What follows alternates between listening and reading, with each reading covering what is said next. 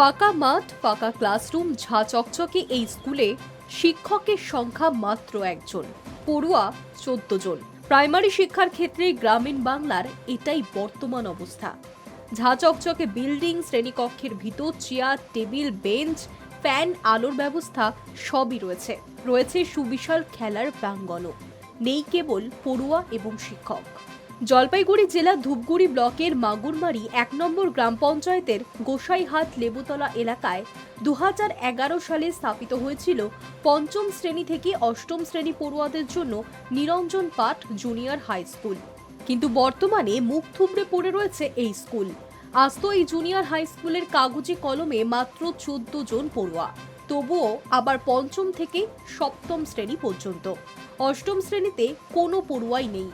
আরও অবাক করা বিষয়, এই এত বড় স্কুলের দায়িত্বে রয়েছেন মাত্র একজন অবসরপ্রাপ্ত শিক্ষক, যিনি একা হাতে কখনো স্কুলের সাফাই কর্মী, কখনো লাইব্রেরিয়ান, কখনো দপ্তরি, তো কখনো আবার পড়ুয়াদের জন্য হয়ে উঠছেন শিক্ষাগুরু।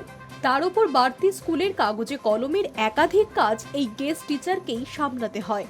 পঞ্চম থেকে সপ্তম শ্রেণী পর্যন্ত মাত্র ১৪ জন পড়ুয়ার হিসেবটা সরকারি খাতায় থাকলেও উপস্থিতির হার মাত্র হাতে গোনা ৩ থেকে ৫ জন। এভাবেই চলছে জুনিয়র হাই স্কুল। কোনো হেলদোল নেই স্থানীয় প্রশাসন থেকে শুরু করে ব্লক প্রশাসন, এমনকি শিক্ষা বোর্ডের। গ্রামবাসী এবং অভিভাবকদের দাবি, স্কুলে শিক্ষক না থাকায় পড়ুয়ার সংখ্যা দিন দিন কমছে। হয়তো একটা সময় গিয়ে স্কুলটাই বন্ধ হয়ে যাবে। স্থানীয় পঞ্চায়েত সদস্য অবশ্য জানিয়েছেন, গোটা বিষয়টি সকলে জানা থাকলেও সরকার কোনো ভ্রুক্ষেপ করছে না।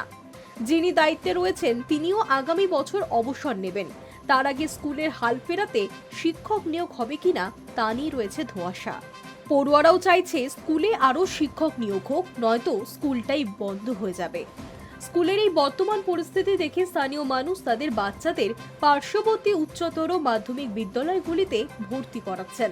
এদিকে সুবিশাল এই স্কুলটি সকলের অজান্তেই বন্ধ হয়ে যেতে বসেছে। Hi news network.